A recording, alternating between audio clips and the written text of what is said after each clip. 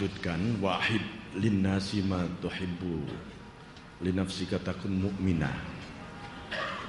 Hadis ini dibuktikan oleh seorang sahabat saya.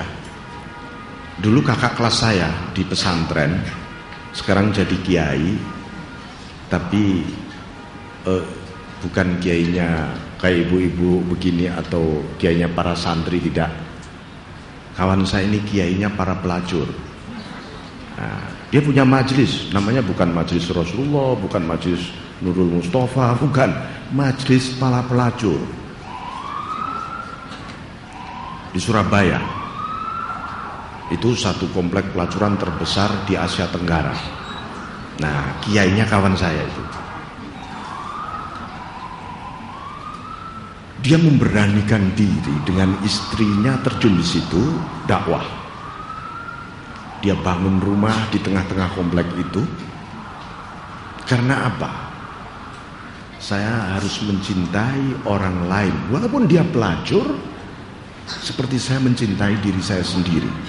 Kalau saya rela mereka masuk neraka, itu betapa sadisnya saya. Akhirnya terjun. Dia bangun pesantren di situ. Nah, santri pertamanya bukan para pelacur, malahan anak-anak para pelacur. Ada 600 anak di situ yang bapaknya tidak jelas semua. Dia kumpulin semua jadi satu kayak TPA begitu. Kalau sore itu pakaian putih-putih semua, baca sholawat Nabi, sholawat Badar, habis itu Iqra, sampai pandai-pandai berbahasa Arab. Al-Quran ada yang hafal, ada yang luar biasa mereka. Nah, suatu ketika istrinya ngajari ngaji. Jadi ngajari ngaji Quran itu ya, ngaji para pelacur diajari. Habis diajari ngaji, sorenya praktek semua mereka. Ya, dia biarin aja. Anda nggak pernah melarang? Ya dilarang, saya juga nggak bisa ngasih jalan keluar. Tapi minimal paling lama katanya mereka melacur itu paling lama 4 tahun. Mungkin dia sudah tua pasti berhenti. 2, mungkin dia dapat suami pasti berhenti. 3, dia punya usaha, dia pasti berhenti katanya. Saya bekali setelah berhenti nanti punya bekal agama katanya. Nah, istrinya ini setiap bulan sedekah 10 mukena baru. Dibagiin. Dipakai, nggak dipakai, dibagiin. Setiap bulan. Saya nggak tahu ibu-ibu, barangkali ada yang sedekah 50 mukena kali ya. Ada nggak kira-kira kepada siapa saja? Ini saya kira Surabaya saya cari perempuan yang bersedekah mukena kepada para pelacur 10 sampai sekarang. Itu mulai 25 tahun yang lalu. Mereka sudah pada pulang. Datang lagi yang muda-muda lagi, disedekahi mukena lagi.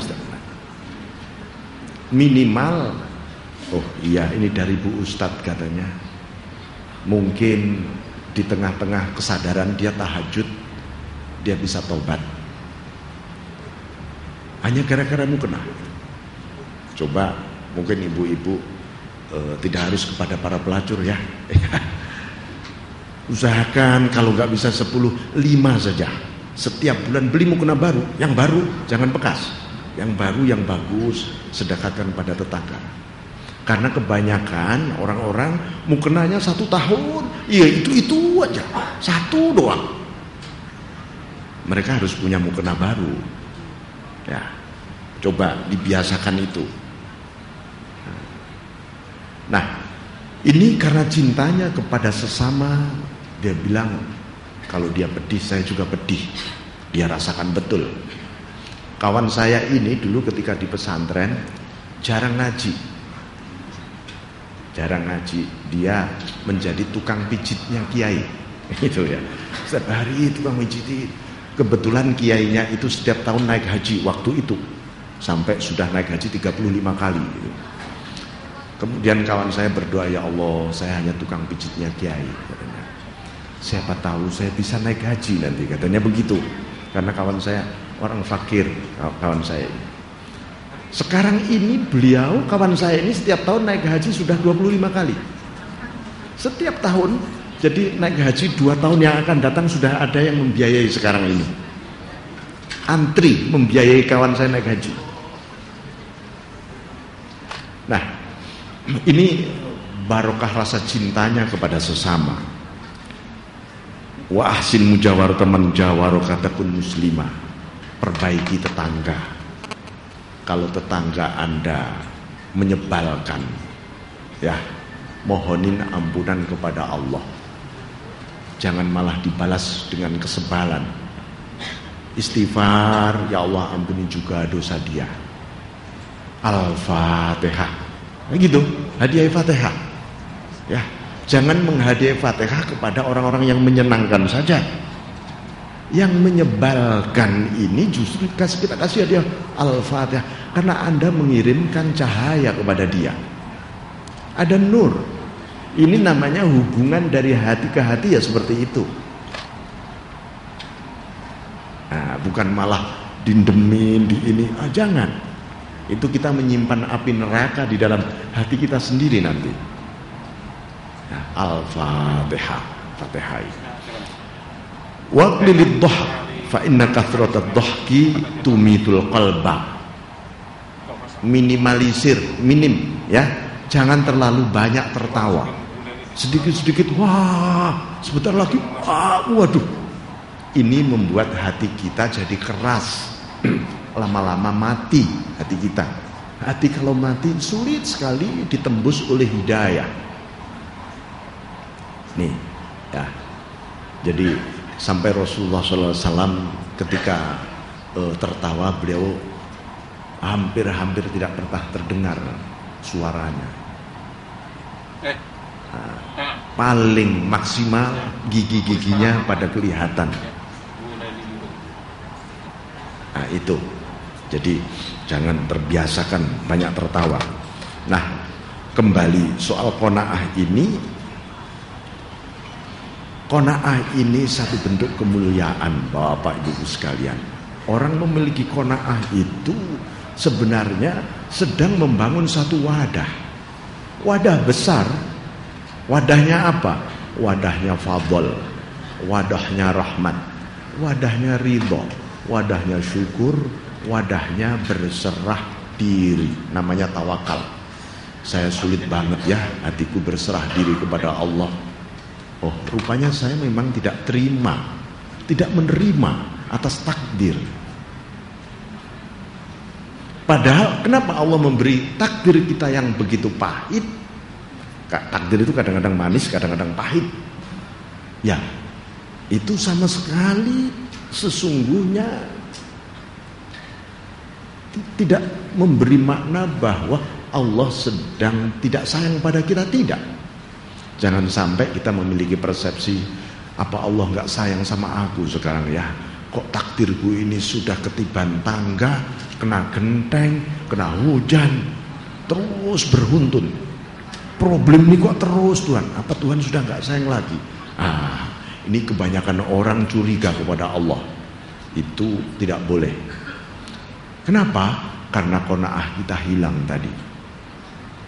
Orang sulit berserah diri.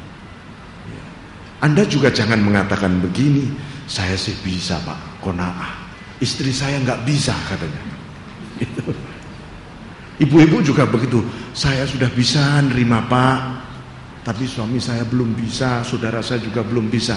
Ya nggak usah dipikir kapan bisanya. Ibda' binafsik, mulai dari dirimu. Mulai dari diri kita. Nggak usah nunggu orang lain untuk qanaah. Jadi makanya salah satu tafsir, a'udzubillahi minasyaitonir rajim, innal abrara lafi na'im, sesungguhnya orang-orang abror, para abror, orang-orang yang terlimpahkan kebajikan, berada dalam limpahan nikmat. Siapa? Abror ini adalah al-qani'in, orang-orang yang qanaah. Ini Coba bayangkan kalau satu hari saja seluruh umat Islam, seluruh dunia orang yang beriman ini satu hari saja tiba-tiba bersepakat untuk qanaah. Wah, mungkin angin saja akan diam, bisa tak terhembus rasanya. Mungkin ombak juga mulai tenang. Kenapa? Karena atmosfer qanaah ini sangat berpengaruh sekali terhadap kosmologi. Semakin orang tidak qanaah, kalau tidak qanaah berarti orang itu menjadi rakus, menjadi ambisius, menjadi mudah tersinggung. Ya, orang mudah tersinggung, dikit-dikit cugetan, dikit-dikit marahan. Ini pasti nggak qanaah ini. Ya, kemudian apa itu orang yang tidak qanaah biasanya menyimpan dendam begitu lama, gitu ya. Misalnya ada mbak-mbak yang tiba-tiba putus cinta 5 tahun yang lalu, sampai sekarang Kak saya sulit banget ya berjodoh misalnya gitu. Lalu dia jangan-jangan dibikin oleh pacar saya dulu, padahal tidak. Karena masih ada dendam yang ada di sini. Ini membuat tidak qanaah ini menghalangi dia sebenarnya. Setiap mau nggak jadi lagi, nggak jadi lagi. Dan banyak aspek itu. Nah, jadi qanaah itu luar biasa. Wa innal fujjar lafi jahim. Para fujar di neraka jahim itu orang-orang yang tidak qanaah. Orang nggak qanaah itu hidupnya pahit terus, tidak ada manis-manisnya, hawanya panas terus, tidak ada adem-ademnya, ya, bergemuruh terus ini seperti air yang digodok itu, kemerungsung itu pasti tidak qanaah. Ya, jadi ini Bapak Ibu sekalian, dan ini harus ditanamkan di dalam pendidikan keluarga. Orang qanaah itu bukan statis, oh ya menerima apa adanya, ini bukan itu. Qanaah itu menerima dengan kelegaan, karena menerima dengan lega itu apapun, sekecil apapun ini amanah dari Allah, lalu dia menjadi produktif. Ini sangat berharga. Ini mutiara, saya bilang. Nah, dari sinilah sebenarnya dibangun sebuah keluarga qanaah. Nantinya anak-anak kita terbiasa qanaah. Ya, kita itu bisa melihat ada sebuah keluarga ini anak-anaknya masih kecil-kecil sudah pada rakus gitu misalnya. Rupanya memang pendidikan qanaah tidak pernah tapi kita pernah lihat di kampung-kampung yang masih lugu-lugu gitu ya. Orang-orang di kampung anak-anaknya lugu-lugu. Dia ditawari makan sesuatu gitu ya. Dia tidak langsung mengambil, dia malu, dia segen, dia masih ada atmosfer itu. Nah, kita yang ada di kota ya harus memulai dari keluarga kita sendiri untuk menciptakan pendidikan qanaah ini. Nggak usah nunggu guru agama di sekolahan, ya dari diri kita. Mungkin ibu-ibu, oh ya anak-anakku sudah gede semua, sekarang cucu-cucuku yang ada.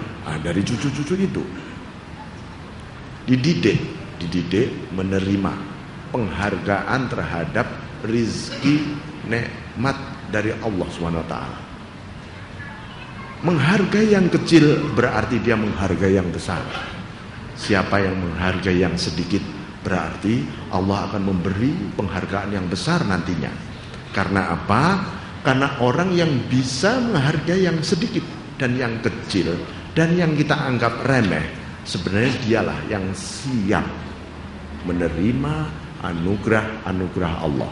Makanya Rasulullah jangan lupa, nasi yang paling berkah adalah nasi yang terakhir.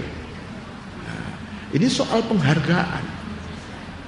Ya, karena apa? Nasi itu bisa menangis, Hai manusia, saya sudah bertahun-tahun bercita-cita untuk dimakan orang beriman. Bayangkan. Yang lain pada dimakan semua, tinggal dia sendiri, dia menjerit. Menjeritnya bukan karena tidak ada, karena dia bercita-cita, alangkah indahnya kalau saya dimakan orang beriman, nanti jadi dagingnya orang beriman, saya menjadi disebut juga hai orang beriman, katanya. Kata si nasi, yang tinggal satu saja tadi itu sendok tadi ya. Nah, ini juga dimulai nah, kita, anak-anak kita kalau makan yang bersih betul sampai bersih. Kalau nggak habis, memang betul-betul nggak habis, jangan diorat-arit, jangan ditata yang bagus. Nah, dimulai dari situ. Makan apa saja, minum apa saja, minum juga dihabiskan.